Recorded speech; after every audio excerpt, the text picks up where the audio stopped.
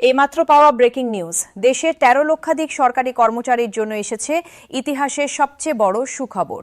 টানা ৩ ঘণ্টা ব্যাপী প্রধান উপদেষ্টার সাথে অত্যন্ত গুরুত্বপূর্ণ ম্যারাথন বৈঠক শেষে পে স্কেল নিয়ে তাৎপর্যপূর্ণ ও আশাব্যঞ্জক বার্তা দিলেন অর্থ উপদেষ্টা। সর্বনিম্ন বেতন ২২,০০০ টাকা, সর্বোচ্চ ৯০,০০০ টাকার উপরে। গ্রেড ভেদে ৫০ থেকে ৯০% পর্যন্ত বেতন বৃদ্ধি। ২০টি গ্রেড কমিয়ে ১৬টি গ্রেড করা হচ্ছে। খুব দ্রুতই গেজেট প্রকাশের সময়সূচি ঘোষণা হবে। এই মুহূর্তে কি সিদ্ধান্ত হলো, কবে গেজেট, কবে পাবেন নতুন বেতন?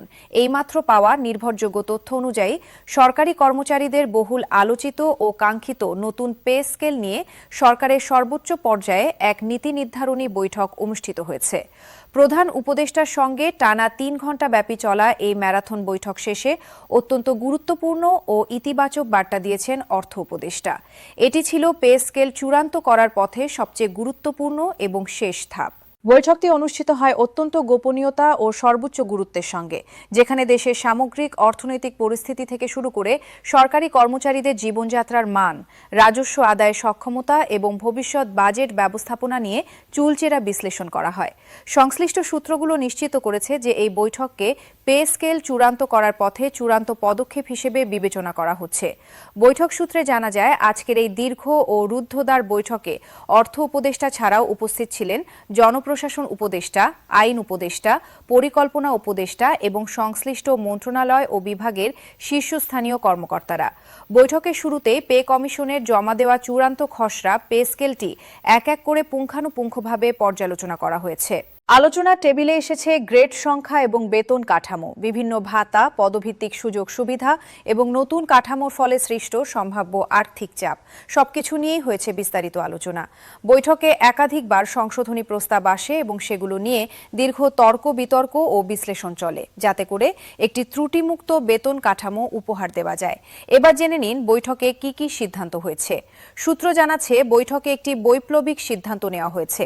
নতুন পে স্কেলে বিদ্যমান ২০টি গ্রেড কমিয়ে মোট ১৬টি গ্রেড বহাল রাখার সিদ্ধান্ত প্রায় চূড়ান্ত হয়েছে। এটি একটি অত্যন্ত গুরুত্বপূর্ণ সিদ্ধান্ত, কারণ এর মাধ্যমে গ্রেড কাঠামো আরও সহজ ও কার্যকর হবে।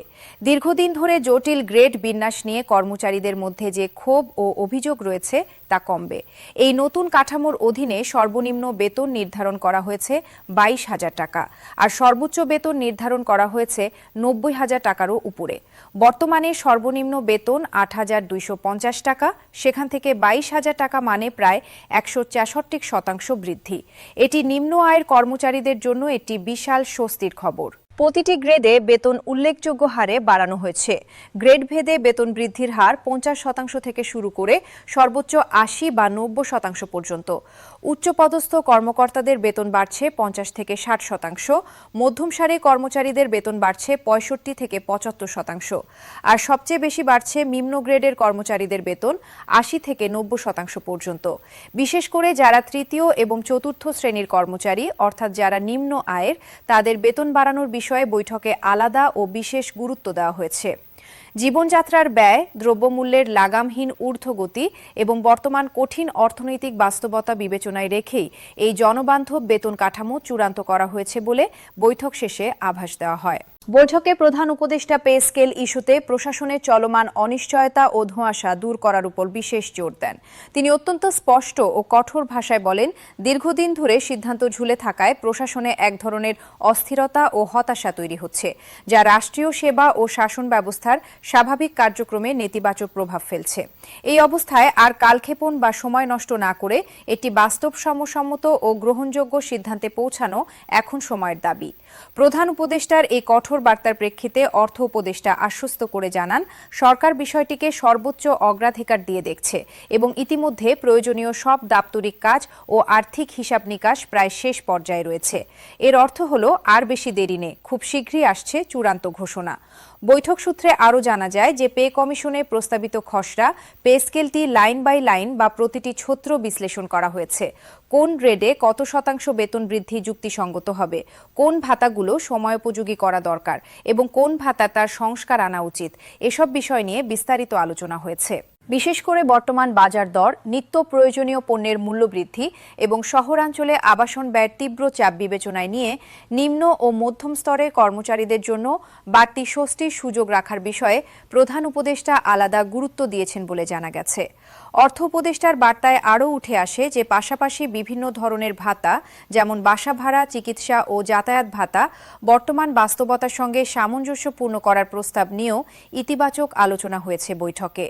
অর্থ উপদেষ্টা ইঙ্গিত দেন, এসব ভাতায় যুক্তিসঙ্গত সমন্বয় আনা হলে বা বাড়ানো হলে কর্মচারীদের প্রকৃত আয় বা গ্রোস স্যালারি উল্লেখযোগ্যভাবে বাড়বে, যা তাদের জীবনমানে বড় পরিবর্তন আনবে। এর অর্থ হল শুধু মূল বেতন নয়, বাড়ি ভাড়া ভাতা, চিকিৎসা ভাতা, যাতায়াত ভাতা সব মিলিয়ে মোট বেতন আরও বেশি বাড়বে। বর্তমানে অনেক কর্মচারী অভিযোগ করেন যে বাড়ি ভাড়া ভাতা খুবই কম এবং বাস্তব চাহিদার সাথে সামঞ্জস্যপূর্ণ নয়। বিশেষ করে ঢাকা, চট্টগ্রাম, সিলেটের মতো বড় শহরে বাড়ি ভাড়া অনেক বেশি। সেই বাস্তবতা মাথায় রেখেই ভাতা বৃদ্ধির পরিকল্পনা হচ্ছে। এবার সবচেয়ে গুরুত্বপূর্ণ প্রশ্ন, কবে পাবেন এই নতুন বেতন? বৈঠক শেষে অর্থ উপদেষ্টা অত্যন্ত আত্মবিশ্বাসের সঙ্গে জানান, প্রধান উপদেষ্টার সুস্পষ্ট নির্দেশনা অনুযায়ী খুব দ্রুতই গ্যাজেট প্রকাশের একটি নির্দিষ্ট সময়সূচি ঘোষণা করা হবে। তিনি বলেন, পে স্কেল নিয়ে আর শুধু আলোচনা বা পর্যালোচনা নয়, এখন চূড়ান্ত সিদ্ধান্তের সময়। আমরা চাই এমন একটি পে স্কেল যা কর্মচারীদের আস্থা ফিরিয়ে আনবে এবং একই সঙ্গে রাষ্ট্রের আর্থিক শৃঙ্খলা বজায় রাখবে। তার এই বক্তব্যকে সরকারিভাবে একটি অত্যন্ত শক্ত ও ইতিবাচক বার্তা হিসেবে দেখা হচ্ছে। খুব দ্রুতই গ্যাজেট প্রকাশের সময়সূচি ঘোষণা হবে মানে আর মাত্র কয়েক সপ্তাহ বা হয়তো কয়েক দিনের অপেক্ষা। সংশ্লিষ্ট মহল জানাচ্ছে, খুব শীঘ্রই বা স্বল্প সময়ের মধ্যেই প্রজ্ঞাপন জারি হবে এবং নির্ধারিত সময়ের মধ্যেই নতুন পে স্কেল অনুযায়ী বেতন কার্যকর করা হবে।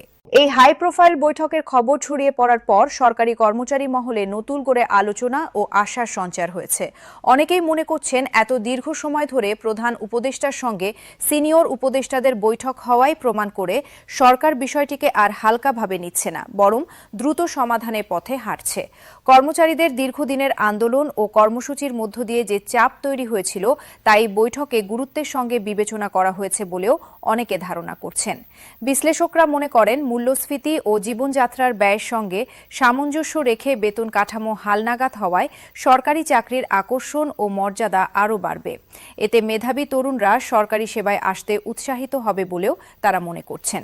দীর্ঘদিন ধরে বেসরকারি খাতের তুলনায় সরকারি খাতের বেতন কম থাকায় অনেক মেধাবী শিক্ষার্থী সরকারি চাকরিতে আগ্রহ হারাচ্ছিলেন।